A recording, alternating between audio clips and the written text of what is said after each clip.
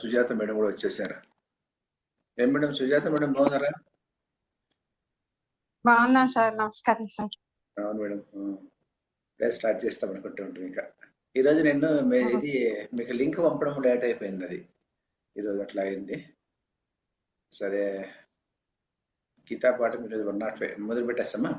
శుక్లాంబరధరం విష్ణుం శశివర్ణం చతుర్భుజం ప్రసన్నవదనం ధ్యాయే సర్వవిఘ్నోపశాంతయే సదాశివ సమారంభాం శంకరాచార్య మధ్యమాం అస్మదాచార్య పర్యంతం వందే గురు పరంపరాం. నారాయణం నమస్కృత్య నరం చైవ నరోత్తమం దేవీం సరస్వతీం వ్యాసం తతో జయముదీరయేత్. ఈరోజు భగవద్గీత పాఠము 105వ పాఠం ఈరోజు మంది. చివరి ప్రాంతాలకు వచ్చినాం మనము. 2వ చాప్టర్లో 72 శ్లోకాలు ఉంటే 71వ శ్లోకం ఇది. విహాయ కామాన్ యస్ సర్వాన్ పుమాంశ్చరతి నిస్పృహ నిర్మమో నిరహంకార స శాంతిమది గచ్చతి అనేది ఈ శ్లోకం. ఇది ఇద్దరే ఉన్నారు కాబట్టి ఇద్దరు కూడా చదివేసేయండి ఈరోజు. మొదట శాంతబాయి మేడం చదివేయండి మేడం. ఇక్కడ విహాయ కామాన్య విహాయ కామాన్య సర్వాన్ అని చదివితే సరిపోతుంది మేడం. విహాయ కామాన్య సర్వాన్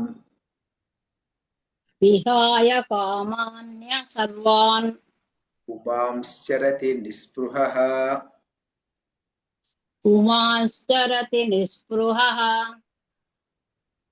నిర్మమో నిరహంకారః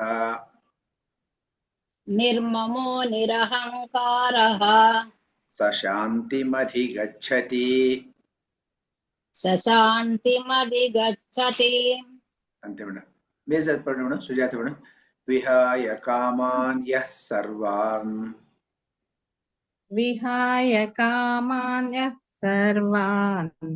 పుమాంశ్చరతి నిస్పృహః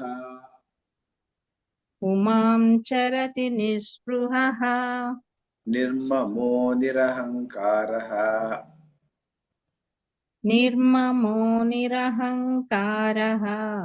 స శాంతిమధిగచ్చతి.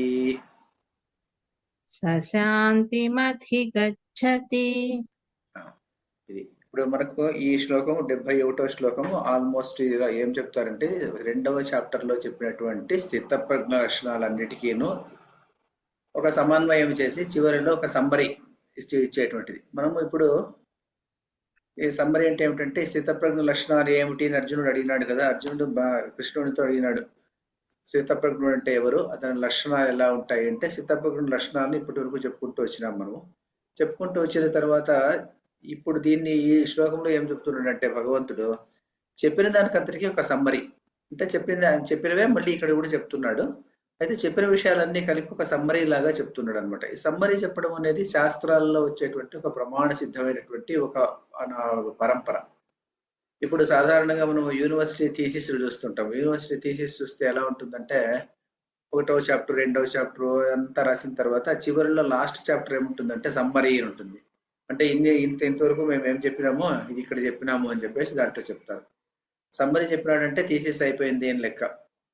అలాగే ఇక్కడ కూడా అంతే. ఇక్కడ ఏం చెప్తున్నాడంటే ఇంతకుముందు చెప్పినటువంటి శ్లోకాలన్నిటికీ సమ్మరైజ్ చేసి ఆయన స్థితప్రజ్ఞుడు అనేటువంటి వాడు ఇలా ఉంటాడు అని చెప్పేసి చెప్పడంలో విహాయ కామాన్ యస్ సర్వాన్ పుమాంశ్చరతి నిస్పృహ నిర్మమః నిరహంకారః సహ శాంతిం అధిగచ్చతి.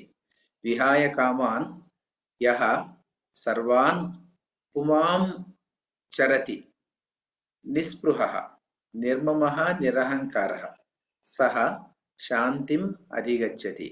ఇది శ్లోకం.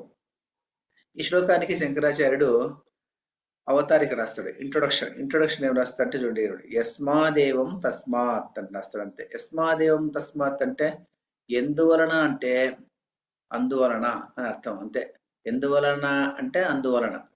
ఎందువలన ఏమిటి, అందువలన ఏమిటి అనేది మనకు ఇప్పుడు సందేహం. ఏమిటంటే ఇప్పుడు ఇంతకు ముందు శ్లోకం ఏం చెప్పినాడంటే ఆపూర్యమాణమచల ప్రతిష్టం సముద్రమాప ప్రవిశంతి యద్వత్ అని చెప్పినాడు కదా. అక్కడ చెప్పినప్పుడు ఏం చెప్పినాడంటే ఆ శ్లోకంలో అర్థం ఏం చెప్పుకున్నామంటే మనము ఎవరైతే సర్వ కామనలను వదిలిపెట్టి వదిలిపెట్టిన తర్వాత శాంతిగా కామముల కోరికలన్నీ తనలో లీనమైపోతుంటే సముద్రంలో ఎలా అయితే వచ్చినటువంటి నదీ జలాలన్నీ సముద్రంలో లీనమైపోయినట్టుగా కోరికలు ఉన్నటువంటి అతనిలో వచ్చే అతనిని ఏమి చెరింప చేయకుండా అవి అందులో లీనమైపోయినట్టు ఉన్నటువంటి వానికి శాంతి అండ్ మోక్షం లభిస్తుంది.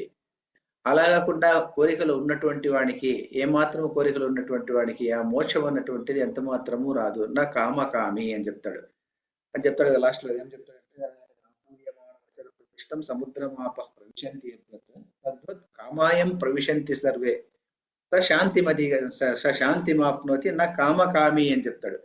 కామకామి కోరికలు ఉండేటువంటి వానికి ఏమాత్రం కోరికలు ఉండేటువంటి వానికి కూడాను ఈ శాంతి అయినటువంటిది ఉండదు అని ముందు శ్లోకంలో చెప్పుకున్నాము. ఎందువల్లనైతే కామకామికి అన్నటువంటి అంటే కామము కోరికలు కోరేటువంటి వానికి మోక్షం రాదో, ఎందువల్ల అయితే కోరికలన్నీ వదిలిపెట్టినటువంటి వానికి శాంతి అన్నటువంటిది లభిస్తుందో, మోక్షం అన్నటువంటిది లభిస్తుందో, అందువల్ల ఇప్పుడేం చేయాలి?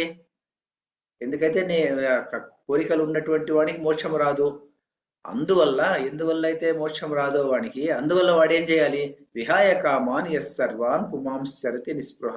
విహాయ కామాన్ కామములన్నిటిని వదిలిపెట్టాలి. కామములు ఉంటే కోరికలు, కోరికలన్నీ వదిలిపెట్టాలి.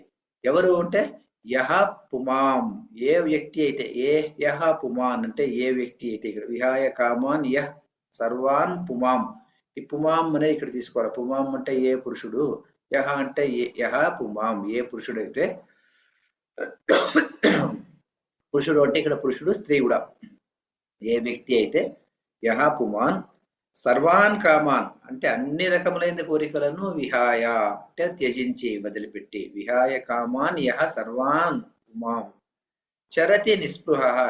చరతి నిస్పృహ అంటే ఆశ లేకుండా ఉన్నటువంటి వాడు నిస్పృహ. అలా ఉండి అందులో చరతి అంటే అందులో వ్యవహరిస్తూ ఉంటాడు. అలాంటి వాడు నిర్మమః, మమ అన్నటువంటిది లేనటువంటి వాడు. ఇది నాది, మమ అంటే నా యొక్క, నాది అని కదా. మమ పుస్తకం అంటారు, ఇది నా పుస్తకము. ఇది ఏమంటే మమ పిత, ఇతను నా తండ్రి. లేకుంటే ఇది మమ ఇంకొకటి ఏదో చెప్తాం అనమాట. ఇది నాది, అది నాది. మమ అన్నటువంటిది ఉండకూడదు అనమాట. అంటే ఇది నాది అన్నటువంటిది ఏది ఉండకూడదు. నిరహంకార, అహం కరోమి అన్నటువంటి భావన ఉండకూడదు. అంటే నేను కర్త, ఈ పనికి నేను కర్త. అంటే దీన్ని సాధారణంగా ఏమంటారంటే నిరహంకారం అంటే అహంకారం లేకుండా ఉండేటువంటి వాడు అంటారు. తెలుగులో అహంకారానికి సంస్కృతంలో అహంకారానికి చాలా డిఫరెన్స్. తెలుగులో అహంకారం అంటే పొగరు, మనకి అహంకారం ఎక్కువ అంటే పొగరు ఎక్కువ అని చెప్పి అర్థం చెప్పుకుంటాం. కానీ సంస్కృతంలో ఏమంటామంటే అహంకారం ఉంటే నేను కర్తను, అహం కరోమి నేను చేసేటువంటి వాడను అని చెప్పుకుంటే అహంకారం అది.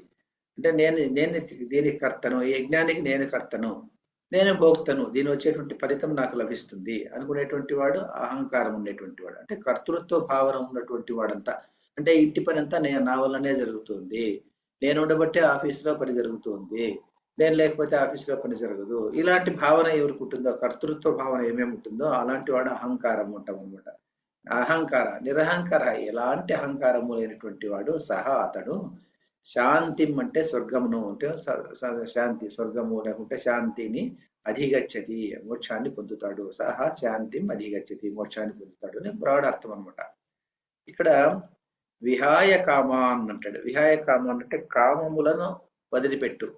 ఎన్ని కామములు వదిలిపెట్టు? సర్వాన్ కామాన్, అన్ని కామనలను వదిలిపెట్టాలి. ఒక కామన ఉండి ఒక కామను వదిలిపెట్టకుండా ఎన్నో కోరికలన్నీ వదిలిపెట్టి ఒకదాని మీద కోరిక ఉన్నప్పటికీ కూడాను ఆ ఒక కోరిక నుంచి ఏమైపోతుందంటే కొన్ని కోరికలు వేరు కోరికలు పుడుతూ వస్తాయి అని చెప్తారనమాట. అందువల్లనే మహాభారతంలో ఒక కథ వస్తుంది అనమాట. ఒక ఏమంటే కౌపీన సంరక్షణార్థం అని చెప్పి చెప్తారు దాన్ని. ఒకడు అయితే ఎలా ఉండేటువంటి వాడంటే అతను ఒక అడవిలో ఉండేటువంటి వాడంట. అతనికి కౌపీనం అంటే ఒక 2 కౌపీనాలు మాత్రం ఉండేది. అంటే గోచి కట్టుకుంటాం కదా, గోచి ఉండేది. ఒకటి కట్టుకుంటే ఒకటి దాని మీద వేసిండేటువంటి వాడు. వేసింటే అది ఏమైపోయేది అంటే రాత్రి అయ్యేపాటికి ఆ ఎలక వచ్చి దాన్ని కొరికేదంట. కొరికిన దానికి ఏమైపోయిందంటే దాన్ని ఎలుకల బాధ తప్పించుకోలేక ఒక పిల్లిని పెంచుకున్నాడంట. పిల్లిని పెంచుకునే దాని నుంచి పిల్లికి పాలు వేయాలి. పాలు వేయడానికి ఎలా అని చెప్పేసి ఎవరినో అడిగితే వాళ్ళకు ఆవునిచ్చారంట. ఆవునిస్తే ఆవును తీసుకొస్తే ఆవుకు గడ్డి వేయాలంట. గడ్డి వేసుకునే దాంట్లో గడ్డి తెచ్చే దాంట్లో సమయం అంతా అతనికి అయిపోయేదంట. ధ్యానం ఇవన్నీ పోయినాయి. ఆ గడ్డి సంపాదించేది, ఆవుకు పెట్టేది, ఆవు నుంచి పాలు పిండేది, పిల్లికి పోసేది, పిల్లిని చూసుకుంటే ఎలకలు పట్టుకునేది. ఈ కౌపీన సంరక్షణ కోసం అది చేసుకునేటువంటి వాడు. అంటే ఒక కోరిక నుంచి ఇంకో కోరిక. మళ్ళీ దాన్ని ఆవును చంపడానికి ఏదో పెద్ద పులి వచ్చినప్పుడు దాన్ని రక్షించడానికి దానికి ఒక చుట్టూగా వేసేటువంటి వాడు, అంటే ఫెన్స్ వేసినాడంట. తర్వాత ఆ ఫెన్స్ ను ఆ అగ్ని బాధ నుంచి రక్షించేదానికి ఇంకేదో చేశాడంట. అట్లా ఆ కోరిక అనేది ఏమైపోతుందంటే, ఒక చిన్న కోరిక ఉంటే ఆ చిన్న కోరిక నుంచి ఎన్నో కోరికలు పుట్టుకుంటూ పోతుంటాయి అని చెప్పేసి, సర్వాన్ కామాన్ పరిత్యజ్య యః పుమాన్, ఏ వ్యక్తి అయితే సర్వాన్ కామాన్ అంటే అన్ని రకములైనటువంటి కోరికలను విహాయ, హా అనేటువంటి ధాతువు సంస్కృతంలో ఏమంటారంటే త్యజించు, అంటే పారేయి అని చెప్పేసి. విహాయ అంటే అలా పారేయడం అనమాట, అన్నిటినీ పారేయాలన్నమాట. విహాయ కామాన్ యః సర్వాన్, అలాంటి వాడు. మరి కామములు ఎన్ని రకాలు ఉంటాయి? సర్వాన్ కామాన్ అంటే మనము, ఎందుకంటే ఇది ఇప్పుడు చెప్పుకునేటువంటి పాఠం, ఈరోజు చెప్పుకునేటువంటి పాఠం ఇంత ముందు చెప్పుకున్నటువంటి పాఠాల సమాహారం, సమ్మరీ కాబట్టి మళ్ళీ కూడా కొన్ని అలాంటి ఎగ్జాంపుల్స్ మళ్ళీ వస్తాయి. అంటే ఏమంటే అన్ని కామనలను వదిలిపెట్టాయి. అన్ని కామనలను వదిలిపెట్టంటే ఎలా వదిలిపెట్టేకవుతుంది?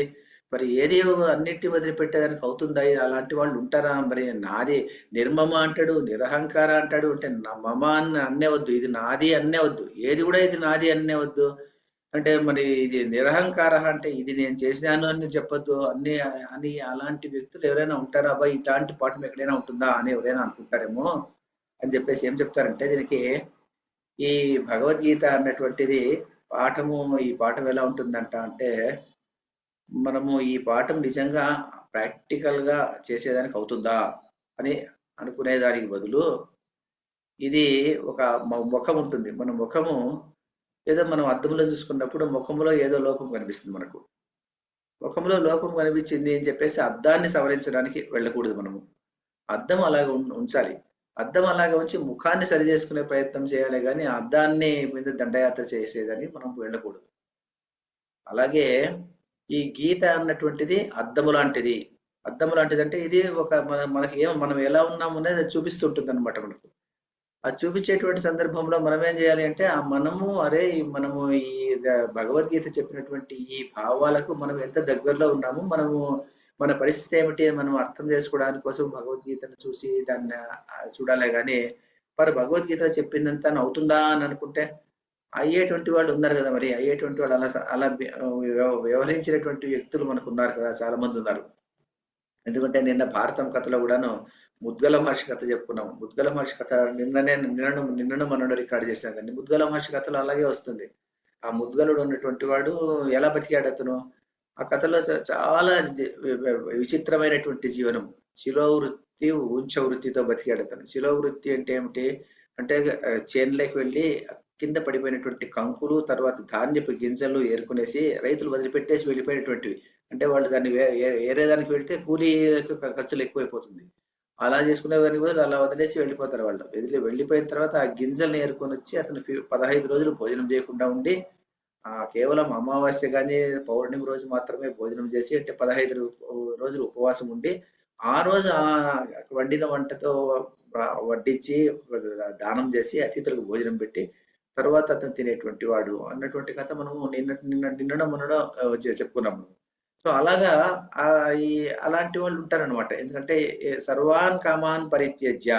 మరి కామములు ఎలా ఉంటాయి అంటే, మనము అప్పుడే ముందు శ్లోకంలో చెప్పుకున్నాం అనమాట. ఎలా ఉంటాయంటే, కామములు 2 రకాలు అని చెప్తారు. ఒకటి ఏమిటంటే, నాకు సుఖం మాత్రమే కావాలి, దుఃఖం అన్నటువంటిది నా దగ్గరికి రాకూడదు. అంటే సుఖ ప్రాప్తి, దుఃఖ పరిహారము, ఈ 2 కోరికలు. అంటే అన్ని కోరికలు, ఎన్నో కోరికలు ఉంటాయి మనకు. అన్ని కోరికలను మనము ఒక క్లాసిఫై చేస్తే, అంటే దాన్ని విభజిస్తే మనకు 2 రకాల కోరికలు కనిపిస్తాయి. ఒకటేమిటి, నాకు సుఖప్రాప్తి కావాలి, దుఃఖం నాకు ఉండకూడదు అన్నటువంటి 2 కోరికలు మనకు ఉంటాయి. సుఖప్రాప్తి మాత్రమే ఉండాలంటే, సుఖం నాకు కావాలి, దుఃఖం నాకు రాకూడదు అనుకునేటువంటి 2 కోరికలు. ఆ 2 కోరికలు ఎలా ఉంటాయంటే, సుఖము దుఃఖం ఉంటే ఏమిటి అని చెప్తారు ఇక్కడ. ముందు చెప్పుకున్నాం మనము. సుఖం అంటే ఏమిటి, సుఖం నాకు కావాలి, దుఃఖం నాకు వద్దు అని చెప్పుకునేటువంటి ఆ థింకింగ్ అనేటువంటిది చాలా తప్పు ఉంటారు. ఎందుకంటే మనము సుఖము అన్నటువంటి దానిలో దుఃఖం ఉంటుంది, దుఃఖము అనుకున్నటువంటి దానిలో కొద్దిగానన్నా సుఖం ఉంటుంది. అది 50-50% అంటారు యాక్చువల్గా. సుఖము ఎంత సుఖము దుఃఖము అన్నటువంటిది బొమ్మ బురుసు లాంటిది. ఒక కాయిన్ తీసుకుంటే ఒకవైపు సుఖం ఉంటే ఒకవైపు దుఃఖము అన్నటువంటిది ఉండే ఉంటుంది. సుఖము ఉదాహరణకు చెప్తా చూడండి, ఎన్నో ఉదాహరణలు. ఈరోజు ఎండ చాలా ఎక్కువ ఉంది, అది సుఖమా దుఃఖమా? ఎండ ఎక్కువగా ఉండి భరించలేనటువంటి ఎండ కాసిన తర్వాత సాయంత్రానికి వర్షం వచ్చింది అనుకోండి, ఈ దుఃఖములో ఆ సుఖం అన్నటువంటిది ఉంది. అలాగే ఒక ముసలి తల్లిదండ్రులు అంటే ఇలా సుమారు 10 ఏళ్ళుగా మంచం పట్టి వాళ్ళను స్ట్రెచెస్ మీద తీసుకొని వెళ్ళిపోతున్నారు, వాళ్ళు బాధపడుతున్నారు, ఇంట్లో ఉండేటువంటి వాళ్ళు బాధపడుతున్నారు. అలాంటి వాళ్ళు తీరిపోయారు అనుకోండి, మరి తల్లిదండ్రులు పోయారు అన్నటువంటి దుఃఖం.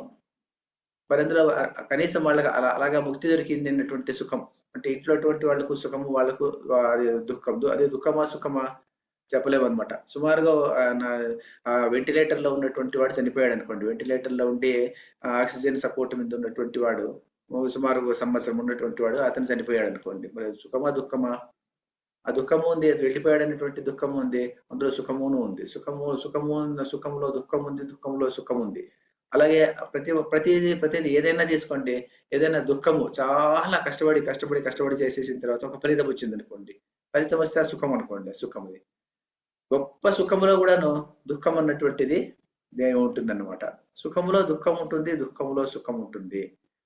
మరి ఇంకోటి ఏమిటి, సుఖము అయిన తర్వాత దుఃఖం వస్తుంది, దుఃఖమైన తర్వాత సుఖం వస్తూ ఉంటుంది, సుఖమైన తర్వాత దుఃఖం వస్తుంది. స్టాక్ మార్కెట్ పెరిగింది అంటే స్టాక్ మార్కెట్ రేపు పడిపోయింది, అలా చెప్తారనమాట. ఇలా ఎలాంటి ఏ సుఖమన్నా తీసుకోండి, సుఖమైన తర్వాత ఆ సుఖము అన్నటువంటి దానిలో ఏదో ఒక దుఃఖం ఉంటుంది. మనం దుఃఖం అనుకున్నటువంటి దానిలో ఏదో ఒక సుఖం ఉంటుంది. సుఖం వెంట దుఃఖం ఉంటుంది, దుఃఖం వెంట సుఖం అన్నటువంటిది ఉండనే ఉంటుంది. అలాంటప్పుడు సుఖాన్ని గురించి ఎందుకు ఆలోచన చేస్తావు అని భగవద్గీత పాఠం. సుఖాన్ని గురించి, సుఖం కావాలని ఎందుకు అనుకుంటావు? సుఖం కావాలని నువ్వు కోరుకున్నావు అంటే దాని వెంట ఏదో దుఃఖం ఉంటుంది. దుఃఖము వద్దు అనుకున్నప్పుడు ఆ దుఃఖంలో కూడా ఏదో ఒక సుఖం అన్నటువంటిది వస్తే ఉంటుంది. అలాంటి సందర్భంలో భాగవతంలో ప్రహ్లాదుడు అదే అంటాడు, సుఖాన్ని గురించి దుఃఖాన్ని గురించి ఎందుకు ఆలోచన చేయాలి? సుఖం కావాలని ఎందుకు కోరుకుంటావు నీవు? సుఖం వచ్చింది అంటే దుఃఖం అందులో ఉండే ఉంటుంది కదా. మరి దుఃఖం ఉంటుంది అని తెలిసినప్పుడు ఆ సుఖాన్ని ఎందుకు కోరుకుంటావు? అదొక కోరిక ఎందుకు? ఆ కోరికను వదిలిపెట్టి ఈ రెండు రకాలు. ఒకటి సుఖంలో దుఃఖం ఉంటుంది, దుఃఖంలో సుఖం ఉంటుంది. సుఖం వెంట దుఃఖం వస్తుంది, దుఃఖం వెంట సుఖం వస్తుంది. ఈ రెండు అయిన తర్వాత మూడో చెప్తాడు అనమాట ప్రహ్లాదుడు. ఏం చెప్తా అంటే, నీకు దుఃఖం వచ్చింది, దుఃఖం నీకు చెప్పి వచ్చిందా? చెప్పి రాలేదు. నువ్వు వద్దనుకున్నప్పుడు కూడా అదంతకదే వచ్చింది దుఃఖము. అదంతకదే దుఃఖం అన్నటువంటిది వచ్చినప్పుడు అదంతకదే సుఖము రాదు అని నువ్వు ఎందుకు అనుకుంటావు? అనుకునేటువంటి అవసరం లేదు. కాబట్టి దుఃఖం వచ్చింది అంటే దుఃఖాన్ని అనుభవించు. ఆ దుఃఖంలో సుఖం ఏదో ఒకటి సుఖం ఉంటుంది. సుఖం వచ్చింది అనుకో, సుఖం వచ్చినప్పుడు సుఖమును పట్టించుకోవద్దు. అది అలా పట్టించుకోకుండా అలా వదిలిపెట్టి, దుఃఖం కాదు. అప్పుడేమైపోతుందంటే, సుఖము అన్నటువంటిది నువ్వు అనుకున్నటువంటి సుఖము అంత సుఖము కాదు, నువ్వు అనుకున్నటువంటి దుఃఖము అంత దుఃఖము కాదు. కాబట్టి సుఖము దుఃఖములో ఉన్నటువంటి సుఖము యొక్క ఇంటెగ్రిటీ అట్లా వెళ్ళిపోయింది, దుఃఖము అనేటువంటి దాని యొక్క ఇంటెగ్రిటీ ఇట్లా వెళ్ళిపోయింది. కాబట్టి ఆ సు అన్నటువంటి వర్డ్ ఆల్ఫాబెట్, దుహ్ అనేటువంటి ఆల్ఫాబెట్ రెండు తీసేస్తే సును లేదు, దుహు లేదు. అప్పుడు ఏం మిగిలింది? ఖా మాత్రం మిగిలింది. సుఖ దుఃఖ, ఆ ఖా మాత్రం మిగిలింది. సు లేదు, దు లేదు అని తీసేసినామంటే మిగిలినటువంటిది ఏమి? ఖా. ఖా అంటే ఏమిటి? ఖా అంటే సంస్కృతంలో ఖా అంటే కం బ్రహ్మ, ఖం బ్రహ్మ అంటాం అనమాట. అంటే ఖా అంటే ఆకాశము లేకుంటే బ్రహ్మతత్వము ఉంటాడు. అతను సూను దూను రెండింటినీ దూరం చేసినటువంటి వాడు ఎక్కడ ఉంటాడంటే ఆ బ్రహ్మతత్వంలో ఉంటాడు, ఆ ఖంలో అన్నటువంటి దానిలో ఉంటాడు. కాబట్టి విహాయ కామాన్ అంటే ఈ రెండింటినీ దూరం చేసినటువంటి వాడు. అంటే the pleasure is not the really pleasure, the pain is not really pleasure, pain అనేటువంటి భావన ఎప్పుడైతే వచ్చిందో అప్పుడు ఏమైపోతుందంటే అతనికి సుఖము అన్నటువంటిది సుఖము కాదు, దుఃఖము కాదు. మరి ఎలా ఉండాలి మనిషి? ఎలా ఉండాలి అంటే, let the things come as they come, let the things go as they go, be calm and comfortable and be happy అని చెప్పేటువంటిది విహాయ కామాన్ యస్ సర్వాన్ అని చెప్తారు. దీని ముందులో కూడా ఇదే ఎగ్జాంపుల్, ఇట్లాంటి ఎగ్జాంపుల్సే కొన్ని చెప్పుకున్నాం మనము.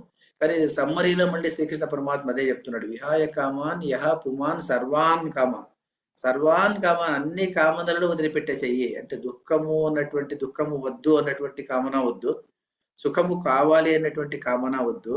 ఆ రెండిటిని దూరం పెట్టేస్తే నువ్వు ఎక్కడ ఉంటావంటే, నువ్వు ఆ కం బ్రహ్మ బ్రహ్మతత్వంలో ఉండిపోతావు నీవు. అప్పుడు నీకు సుఖము సుఖము కాదు, దుఃఖము దుఃఖం కాదనమాట.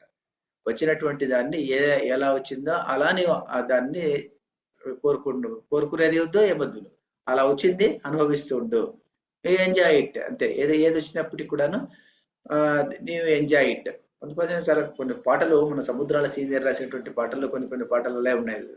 ఆ సుఖంలో దుఃఖం ఉంది, దుఃఖంలో దేవదాసుల పాటలన్నీ అలాంటి పాటలే కదా. విరహము కూడా సుఖమే కాదా, నిరతము చింతన మధురం కాదా అన్నటువంటి పాట కానీ, మిగిలిన పాటలన్నీ కూడా అలాంటి పాటే. అది ఇక్కడ మాయాబజార్ అనుకుందండి. అది ఇంకేదో పాటలో కూడా అలాంటి పాటలు మనకు చాలా కనిపిస్తాయి అనమాట. ఈ దుఃఖమే సుఖం అనుకోవై అనేదో పాట ఉంది. అలాంటి పాట. అది వచ్చిందంటే దాన్ని సుఖమే దుఃఖం అనుకో, దుఃఖాన్నే సుఖం అనుకో. అప్పుడు ఏమైపోతుందంటే సుఖము దుఃఖము ఉన్నటువంటి ఆంతర్యం అన్నటువంటిది లేకుండా ఉండిపోయినప్పుడు ఆ సుఖం సుఖము కాదు, దుఃఖం దుఃఖము కాదు అన్నటువంటి భావన తెచ్చుకోవాలి. కాబట్టి విహాయ కామాని సర్వాన్, అలాంటి వాడు పుమాం, అలాంటి వాడు చరతి. చరతి అంటే ఏమిటి? చరతి అనేటువంటి దానికి రెండు అర్థాలు అనమాట. చరతి అంటే ఒకటి చరభక్షణే అని ఒకటి. చరతి అంటే ఇంకొక అర్థం ఏమిటంటే, చరతి అంటే ఆ రకంగా ప్రవర్తించడము. ఎవడైతే అలా ప్రవర్తిస్తాడో, ఎలా ప్రవర్తిస్తాడో అంటే మనకు అంటే ఏ కామంలో లేకోకుండా, ఏ ఇచ్చ లేకోకుండా వ్యవహరిస్తూ ఉండేటువంటి వాడు చరతి. తర్వాత చరతి చరభక్షణే అన్నటువంటి అర్థం తీసుకుంటే, ఏది జీవనయాత్రకు కావాల్సినటువంటిది మాత్రం ఎంతో అంత మాత్రం గ్రహించి, అంటే జీవనం అన్నటువంటిది ఉంటుంది కదా, ఈ జీవనానికి కావాల్సినటువంటిది ఏం కావాలో అది మాత్రం భక్షణ, అది మాత్రం తింటూ, తర్వాత రేపు అన్నటువంటి దానికి కూడబెట్టుకోకుండా ఈ రోజుకు ఇందా అంతే అయింది అంతే, రేపటి గురించి ఆలోచన లేదన్నమాట. అలాంటి ఆలోచన లేకుండా ఉండగలిగినటువంటి వాడు. మనం అనుకుంటాము కానీ మనం అలా అయితే ఎలాగంటే రేపు బతకడం ఎట్లో, రేపు పొద్దున్న నిద్ర లేచిన తర్వాత ఎలా అని చెప్పేసి మనము, మానవుడు ఒకడే అలా అనుకుంటాడు. ఈ సమస్త జీవరాశుల్లో మరి ఒక జంతువుని చూడండి, ఒక పక్షిని చూడండి, ఇంకొక మృగాన్ని చూడండి, అది ఈ రోజుకు చూసుకుంటుంది కానీ రేపటి గురించి ఆలోచన లేదు దానికి, దేనికి ఆలోచన లేదు. ఆలోచన లేని దాని నుంచి సుఖంగా ఉన్నాయి ఇవి. కానీ మనం ఒక పక్షికి రేపటి గురించి ఆలోచన లేదు, అది అలాగే ఉంటుంది. ఏదో చీమకో అలాంటివి కూడబెట్టాయి అని అంటుంటాం కానీ అది మానవుడికి సంబంధం ఉండేటువంటి ఏదో కొన్ని ప్రాణులు మాత్రం, తేనెటీగలు అలాంటివి కొన్ని ఉంటాయి. కానీ చాలా మాత్రం జీవరాశి ఎంతనో అలాంటి ఎలా ఉంటది అనమాట. రేపటి గురించి ఏమో ఆలోచన చేయవది. మన మానవుడు ఒకడు రేపటికి కాదు కొన్ని తరాలకు ఆలోచన చేస్తాం. మనము మన బిడ్డల బిడ్డలు వాళ్ళందరూ ఎందరో బాగుండాలి, ఎంతో డబ్బులు ఉండాలి అని చెప్పేసి, కోట్లు ఉన్నటువంటి వాడు ఇంకా కోట్లు సంపాదిస్తూనే ఉంటాడు. ఎక్కడ పెట్టుకోవడానికి స్థలం లేనటువంటి పరిస్థితిలో ఉంటారనమాట. పోయి కామాన్, విహాయ కామాన్, అలాంటి ఉన్నటువంటి వాడికి శాంతి అనేటువంటిది ఉండదన్నమాట. విహాయ కామాన్ సర్వాన్. మరి అందుకని అందువల్లనే కదా ఈ పాలిటీషియన్స్ అలాంటి వాళ్ళకి నిద్ర పట్టదంటారు, బాలీవుడ్ యాక్టర్స్ నిద్ర పట్టదు ఉంటారు. మరి ఒక సర్వే ప్రకారం ఇప్పుడు తేలిండేది ఏమంటే, రీసెంట్ గా పేపర్లో వచ్చింది ఏమిటంటే, ఈ మైండ్ డిస్టర్బెన్సెస్ రాకోకుండా ఉన్నటువంటి ఎపిల్స్ అలాంటి మాత్రలు మింగేటువంటి దేశంలో ఎక్కువగా ఉండేటువంటి దేశం ఏది అంటే అమెరికానంట. అమెరికాలో అన్ని అలాంటి డ్రగ్స్ తీసుకుంటారంట. ఏమిటంటే ఈ mind controlling drugs, mental stress ని రెడ్యూస్ చేసేటువంటి డ్రగ్స్ ని ఎక్కువ యూజ్ చేసేటువంటి దేశం ఏది అంటే అమెరికా. ఎక్కువ ధనవంతమైన దేశము, అంటే ధనము ఎక్కువ ఉంది వాళ్ళకు. ఉన్నప్పటికీ కూడా వాళ్ళకు సంతోషం అన్నటువంటిది లేదు. సంతోషం లేకుండా ఉండి వాళ్ళు ఏమలా ఉన్నారంటే అలా బాధపడుతుంటారు అని చెప్పేసి. కాబట్టి ఈ కోరికలో ఉన్నటువంటిది ఎక్కువైనప్పుడు ఆ సంతోషం ఉన్నటువంటిది తగ్గిపోతుంది. కోరికలు పెరిగే కొద్దీ, ధనము పెరిగే కొద్దీ సంతోషం ఉన్నటువంటిది చాలా తగ్గిపోతుంది. మనం అనుకుంటాం కానీ ధనం ఉండాలి, కానీ ఎంత ఉండాలి అంటే చరతి, అంటే చరభక్షణే. మనం భోజనానికి ఎంత కావాలనో అంత మాత్రమే ఉండాలి, కానీ అంతకన్నా ఎక్కువ ఉండకూడదు అన్నటువంటి చెప్పేటువంటి సందేశం. విహాయ కామాన్ సర్వాన్ పుమాంశ్చరతి నిస్పృహ. నిస్పృహ అంటే ఏమిటి? నిస్పృహ అంటే శంకరాచార్య కామెంటరీలో చెప్తాడు, అప్పుడు చదువుతాను నేను. తర్వాత నిర్మమ అంటే మమ అన్నటువంటిది చెప్పద్దు. మమకారం అంటే ఇది నాది, మమ నాది, నా యొక్కది, ఇది నాకు సంబంధించినటువంటిది, ఇది నాకు సంబంధించినటువంటి ఇల్లు, నాకు సంబంధించినటువంటి పుస్తకము, ఇది నా వాళ్ళు, ఇది ఇంకేదో నాది అని చెప్పేది అంటే వదిలిపెట్టు. నీది ఏదీ లేదు. ఎందుకంటే నీది శరీరమే నీది కానప్పుడు శరీర సంబంధమైనటువంటి వివిధ వస్తువులు నీవి ఎలా అవుతాయి? అనేటువంటిది ఇక్కడ వస్తుంది అనమాట. శరీరమే నాది కాదు. ఎందుకంటే శరీరం నాది కాదంటే మరి నీది కాకుండా నీవు ఉన్నావు అంటే మరి ఇప్పుడు ఈ శరీరం ఆ ఆత్మ ప్రకాశం ఉన్నటువంటిది శరీరంలో ప్రకటితమైనప్పుడు కన్నుగా చూసింది, ముక్కుగా చూసింది. మరి ఎలా చూసింది ఇప్పుడు దానికి? ఎందుకంటే ఆ ప్రకాశం వల్ల చూడగలిగింది. ఎప్పుడైతే ఆ ప్రకాశం ఇక్కడి నుంచి ఆ జ్యోతి అన్నటువంటిది ఇక్కడి నుంచి వెళ్ళిపోతుందో, వెళ్ళిపోయినప్పుడు ఈ శవము ఉన్న ఇది శరీరం శవం అయిపోతుంది. శరీరం శవం కాకుండా ఉండాలి అంటే ఆ జ్యోతి అన్నటువంటిది ఇందులో ప్రకటన కావాలి అన్నమాట. ప్రకటన కానప్పుడు అది పడిపోయి ఉంటుంది అనమాట. బల్బు ఉంటుంది, సడన్ గా కరెంట్ వస్తుంది, కరెంట్ వచ్చినప్పుడు అది వెలుగుతుంది. అలాగే కన్ను ఈ శరీరంలో ఉంది కాబట్టి ఈ శరీరంలో ఆ జ్యోతి ప్రకటితమైనప్పుడు ఆ కన్ను చూడగలుగుతుంది, ఆ చెవు వినగలుగుతుంది, ఆ ముక్కు వాసన చూడగలుగుతుంది. ఎప్పుడైతే ఈ జ్యోతి వెళ్ళిపోయినప్పుడు అన్ని ఫంక్షన్స్ ఒక్కసారిగా తగ్గిపోతుంది. సో అందువల్ల మమ అన్నటువంటిది శరీరమే నీది అన్నటువంటిది కానప్పుడు అదే చెప్పుకుంటాం కదా, చాలాసార్లు చెప్పుకుంటాం. శరీరంలో ఒక చెయ్యి తీసేసే బతుకుతావు నువ్వు, నేనున్నాను. నా ముక్కు తీసేసావు, నేనున్నాను. నా చెవు తీసేసినావు ఏదో కారణం వల్ల, నేనున్నాను. నా కన్ను తీసేసావు, ఉన్నాను. నా గుండె తీసి కొత్త గుండె పెట్టావు, నేనున్నాను. నేనంటే ఎవరు? నేను. మరి నేను కన్ను కాకపోతే, ముక్కు కాకపోతే, చెవి కాకపోతే, నోరు కాకపోతే ఏది నేను కాదన్నప్పుడు నేను ఎవరు? నేను అన్నటువంటిది తెలుసుకోవాలి అని చెప్పేటువంటి ఉద్దేశం ఇక్కడ. నేను మమ అంటే నిన్ను నువ్వు తెలుసుకో, నువ్వు హూ ఆర్ యూ అన్నటువంటిది. అంటే ఇప్పుడు మమ అన్నటువంటిది ఇప్పుడు ఇంక ఎంతవరకు వెళుతుందంటే ఇది మమ అన్నటువంటిది శంకరాచార్యుడు ముందు కామెంటరీలో ముందు చెప్పబోతాడు. ఆ మమ అన్నటువంటిది నేను విద్యావేత్తను అన్నటువంటిది. నేను విద్యావేత్తను అంటే అది అబ్జెక్టివ్, నేను కాదు. నా పేరు ఫలానా, నా పేరు నాగరాజు. అది నీ పేరేమిటేది? ఇక్కడ ఎవరైనా నాగరాజు పేరు అనేది ఎక్కడి నుంచి వచ్చింది నీకు? నీవే, దేహమే నీది కానప్పుడు నీ పేరు ఎక్కడి నుంచి వచ్చింది? కాబట్టి దేని మీదనో మమకారం ఉండకూడదు. చివరికి నీ పేరు మీద కూడా నీకు మమకారం వద్దు. అలాంటిది అనమాట. అది ఎలా ఉంటుంది మరి? అది సాధ్యమా అంటే? సాధ్యమా అంటే ఏం చెప్తారంటే శంకరాచార్యుల కామెంటరీలో చెప్తారు, నీకు జీవన యాత్రకి ఏమి కావాలనో అది మాత్రం నువ్వు పెట్టుకునేదానికి నీకు అర్హత ఉంది. అది ఆమె మీద కూడా అభినివేశం ఉండకూడదు అంటాడు. అభినివేశం అంటే ఏమిటి? సపోజ్ నాకు ప్రతిరోజు ఏదో ఒక జపమాల తీసుకొని జపం చేసేటువంటి విధానం నాకు ఉంది అనుకోండి. రోజు జపం చేసుకుంటూ ఉంటాను. జపం చేసుకునేటువంటి ఆహారాన్ని ఎవరైనా వచ్చేసి ఈ హారం నేను తీసుకుంటాను అంటాడు అనుకోండి. అరే ఈ హారం నేను ఎలా ఇస్తారు అని అనుకున్నా ఉంటే మమకారం నీకు ఉన్నట్టు. అదేం చేయాలి? సరే నేను చేస్తున్నాను, సరే దీన్ని చేస్తుందని నేను ఇన్ని రోజులు నా దగ్గర ఉంది, ఇక్కడ ఉంది కాబట్టి నేను దాన్ని తీసుకున్నాను, చేసుకున్నాను. ఇది వాడికి ఇచ్చేసిన తర్వాత నాది కాదనమాట. మమకారం వెళ్ళిపోయింది అనమాట. మమకారం లేదనమాట. అంటే ఏమిటంటే ఇక్కడ నాది అన్నటువంటి భావనే ఉండకూడదు అనమాట. నాది అన్నటువంటి భావన దేని మీదైనా ఉంది అంటే నీవు అభినివేశం అందులో ఉంది అని లెక్క. తర్వాత అన్నదమ్ములు ఉంటారు అనుకోండి, వాళ్ళకు ఇంట్లో ఏదో ఒక చెట్టు ఉంటుంది అనుకోండి. అన్నేమో సిటీలో ఉన్నాడు, తమ్ముడేమో పల్లెల్లో ఉన్నాడు అనుకోండి. ఆ తమ్ముడు అడుగుతాడు అనుకోండి, అన్నయ్య నువ్వు సిటీలో ఎలా ఉన్నావు, ఈ చేనులో ఈ చెట్టు ఉంది, ఈ చెట్టు నేను తీసుకుంటాను అంటే ఇతను సరే తీసుకోరా అని అంటాడు అనుకోండి. ఇప్పుడు ఏమిచ్చాడు అతను? ఏమిచ్చాడు అక్కడ అంటే అతను ఇచ్చింది ఏమిటంటే ఇచ్చింది ఆయన చిత్తంలో త్యాగం చేశాడు. అంతేగా నేను అదేం తీసుకొని వచ్చి అతని చేతిలో పెట్టాడు, ఏం చెప్పట్లేదు కదా. తీసుకొచ్చే చెట్టును తీసి నీ చేతిలో పెట్టి అదేం చేయలేదు అతను. అతను చేశాడు? చిత్తత్యాగ ఏవో సంసార త్యాగ అంటారు. కాబట్టి నిర్మమ నిరహంకార అని ఎప్పుడైతే మనం చెప్పుకున్నామో ఆ రెండింటికి సన్యాసి అంటారు, సన్యాసి లక్షణాలు అంటారు. కానీ సన్యాసి లక్షణాలు అనేటువంటిది అదే సన్యాసి అని ఎప్పుడన్నా అంటారనుకోండి. సన్యాసి అంటే ఆశ్రమవాస సన్యాసి అని కాదనమాట. మామూలుగా ఆశ్రమవాస సన్యాసి అంటే మనకు ధర్మశాస్త్రాలకు వెళ్తే, మన ధర్మశాస్త్రం లాంటి వాటికి వెళ్తే సన్యాసి లక్షణాలు చెప్తారు అక్కడ. సన్యాసి అనేటువంటి వాడు ఇలా కాషాయ బట్టలు వేసుకోవాలి, ఇలా ఉండాలి, పొద్దున అతను ఏదో జపం చేయాలి, ఇంకేదో చేయాలి, భిక్షకు వెళ్ళాలి అన్నటువంటి అతని వృత్తి గురించి చెప్తారనమాట. అది ఆశ్రమవాస ధర్మాలు. కానీ ఇక్కడ అలాంటిది కాదు. నీవు మామూలు లోక జీవనంలోనే నువ్వు సాగిస్తూ మనలాగా ఉంటూ నీవు చిత్తత్యాగ ఏవో సంసార త్యాగ, చిత్తములో నీవు ఎప్పుడైతే త్యాగం చేసేస్తావో, చిత్తములో త్యాగం చేసేసినప్పుడు అదే నీవే సన్యాసి. ఆ సన్యాసి భగవద్గీతలో సన్యాసి వేరే, మరి ధర్మశాస్త్రాల్లో ఉన్నటువంటి సన్యాసి డెఫినేషనే వేరే. కాబట్టి ఇక్కడేం చెప్తారంటే నిర్మమ నిరహంకార అంటే అలాంటి సన్యాసి. నేను కర్త ఉన్నటువంటి భావన లేదే లేదు.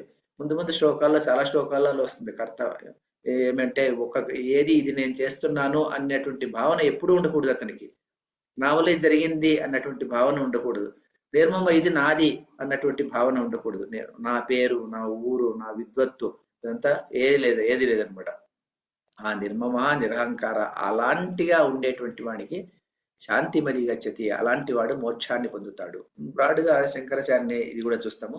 విహాయ అంటే పరిత్యజ్య అంటే వదిలిపెట్టి, కామాన్ సన్యాసి, సన్యాసి అన్న పదం ఇక్కడ వాడతాడు చూడండి. సన్యాసి అన్న పదం శంకరాచార్యుడు వాడినప్పుడు చిత్తత్యాగ ఏవ సన్యాస అని మనం అర్థం చేసుకోవాలి. ఇక్కడ చిత్తములో త్యాగం చేస్తాడు అంతే, మనసులో త్యాగం చేసేస్తాడు అనమాట. ఇది నాది కాదు అని చెప్పేసి, ఈ ఫోను నా దగ్గర ఉంది, నేను వాడుతున్నాను, ఎవరైనా తీసుకున్నారు, అందువల్ల ఇది చిత్తత్యాగం చేసేసి దాన్ని ఇచ్చేస్తే అయిపోయినట్టు. అందువల్లనే ఒక సన్యాసి ఉంటాడంట. సన్యాసి ఒక బండ మీద కూర్చుంటూ ఉంటాడంట. రోజు అక్కడ కూర్చొనేసి 10 మంది ఏదో ఏదో మాట్లాడుతుంటాడంట. ఇతన్ని పరీక్ష చేయడానికి కోసం దేవుడు వస్తాడంట. ఒక రోజు ఏదో మామూలు మనిషి మాదిరిగా వచ్చేసి ఆ బండ మీద అతను కూర్చోంటాడంట. కూర్చోంటే ఇతను ఒక నిమిషం ఇతనికి కోపం వస్తుందంట. నేను కూర్చొని ఈ బండ మీద కూర్చొని నేను అందరికీ 10 మంది పాఠం చెప్తుంటే, నా బండ మీద నువ్వు కూర్చున్నావే, నా పీఠం మీద నువ్వు కూర్చున్నావే అనేసి ఆయన అంటే నీది పీఠమే అది అంట. అప్పుడు ఈయన సడన్ గా ఇతనికి రిఫ్లెక్షన్ వస్తుందంట. అరే మమకారం ఉంది కదా నాకు, ఈ బండ నాదేమిటి, బండ నాది కాదు కదా, బండ అన్నటువంటిది బండ మీద నేను కూర్చోవచ్చు, వాడు కూర్చోవచ్చు, ఎవడైనా కూర్చోవచ్చు. ఈ ఈ పీఠం నాది అని పీఠం మీద కూర్చునేటువంటి పీఠాధిపతులు ఉంటే మరి చిత్తత్యాగం లేనట్టే. వాళ్ళకు చిత్తత్యాగం ఉన్నటువంటి వాడు మాత్రమే ఆ మోక్షానికి అర్హుడు, అలాంటి వాడు అని కొంతమంది అంటుంటారు. మరి విహాయ అంటే పరిత్యజ్య కామాన్ సన్యాసి, అలాంటి సన్యాసి అంటే చిత్తంలో త్యాగం చేసినటువంటి వాడు. అలాన్ పుమాన్ సర్వాన్ అనే దానికి అర్థం చెప్తాడు అనమాట. సర్వాన్ అంటే అన్ని కామన్లు అని చెప్పుకున్నాం కదా. అశేషత ఏది మిగలకుండా, ఏది మూలకుండా కార్స్నేన అనే ఒక కొత్త పదము వాడతాడు అనమాట శంకరాచార్య. కార్స్నేన అంటే పూర్తిగా అని, అశేషత అంటే ఏమీ మిగల్చకుండా, కార్స్నేన అంటే పూర్తిగా కామాలు వదిలిపెట్టాలన్నమాట. ఏదే మిగలకుండా కామన్లు వదిలిపెట్టేయాలన్నమాట. అంటే ఒకటి నెగిటివ్ గా చెప్పాడు, ఒకటి పాజిటివ్ గా చెప్పాడు అనమాట. అంటే అంత బలంగా చెప్తున్నాడు అనమాట శంకరాచార్యుడు. ఏ కామన్లు పెట్టుకోవద్దు. ఎవరైతే అలా చరతి అంటే అలా జీవిస్తుంటాడో, జీవనమాత్ర చేష్టాశేష పర్యటతి ఇత్యర్థ. జీవనం చేసేదానికి ఏమి కావాలనో అది మాత్రమే సంపాదించుకొని దగ్గర పెట్టుకునేటువంటి వాడు అంతే. అది కూడా దాని మీద ఏమంటాడు, నిస్పృహ శరీర జీవన మాత్రేపి, శరీరంలో నీవు బతకాలనా అని అడిగితే అందులో కూడా నిస్పృహ, జీవితం మీద కూడా ఇచ్చలేనటువంటి వాడు. జీవితం మీద ఇచ్చలేనటువంటి వాడు. Do you want to live more అంటే నో అని చెప్పలేనటువంటి వాడు అనమాట. లేదు. ఆర్ యూ లివింగ్ అంటే నేను ఎస్ ఐఎమ్ లివింగ్ అంతే, నేను బతుకుతున్నాను అంతే. నీవు కొన్ని రోజులు ఎక్కువ బతకాలనా అంటే అక్కర్లేదు, బతకనక్కర్లేదు. ఎందుకు బతకాలి? కొంతమంది చెప్తుంటారు అనమాట, నేను ఇంకా చిన్న వయసు నాది, నేను ఎంతో ఇంకా ఎన్నో విషయాలు బోధించాలి జనాలకు అందరికీను, నేను ఆశ్రమం కట్టి 10 మందికి ఏదో ఉద్ధారం చేయాలా. నువ్వెందుకు ఉద్ధారం చేసేటువంటి, నువ్వు ఎవరు ఉద్ధారం చేసేటువంటి వాడు? నేనేదో ఒక ఆర్ట్ ఆఫ్ లివింగ్ లాగా ఏదో పెట్టుకోవాలి, నేనేమో చేయాలి. నువ్వెందుకు చేయాలి? నువ్వు చేస్తున్నావు అంటే నీకు అహంకారం మమకారం ఉన్నట్టే కదా, కర్తృత్వం ఉన్నట్టే కదా. కర్తృత్వం ఉన్నటువంటిది లేదనమాట. నేనున్నాను కాబట్టి ఏదో ఈ ప్రోగ్రామ్ నడుస్తుంది, ఈ రాజయోగం అన్నటువంటిది 10 మందికి నేను చెప్పిస్తున్నాను. రాజయోగం నువ్వెవరు చెప్పించడానికి కదా అని మమకారము అహంకారం అన్నటువంటి ఉండకూడదు. జీవనము మీద జీవించాలి అన్నటువంటి ఇచ్చ కూడా ఉండేటువంటి అవసరం లేదు. నిస్పృహ శరీర జీవన మాత్రేపి నిర్గత స్పృహ యస్య సహ నిస్పృహ. నిస్పృహ అన్నటువంటి దానికి ఒక డెఫినేషన్. జీవనయాత్ర చేయాలి అన్నటువంటి ఇచ్చ కూడాను అతనికి ఉండేటువంటి అవసరం లేదు. సన్ నిర్మమ, అలాంటి నిర్మమ మమకారం లేనటువంటి వాడు. శరీర జీవన మాత్ర క్షిప్త పరిగ్రహేపి మమేదం ఇత్యభినివేశ వర్జిత. అంటే ఏదైనా జీవన యాత్ర కోసం పెట్టుకున్నటువంటి వస్తువుల మీద ఇది నాది అని అనుకున్నప్పటికీ కూడాను దాని మీద అభినివేశం అన్నటువంటిది ఉండకూడదు. అభినివేశం ఉండకూడదు అంటే ఎవరైనా దీన్ని వచ్చి, సరే నీ దగ్గర ఉన్నటువంటి భోజనము, ఆ రోజు భోజనం ఎవరైనా వచ్చి భోజనం చేస్తే అభినివేశం ఉండకూడదు దాని మీద, ఇది నాది అన్నటువంటి అభినివేశం ఉండకూడదు అని చెప్పేసి అదొకటి. అభినివేశం ఉండకూడదు. మమ ఇదం ఇత్యభినివేశ వర్జిత నిరహంకార విద్యామత్వాది నిమిత్తాత్మ సంభవానారహిత.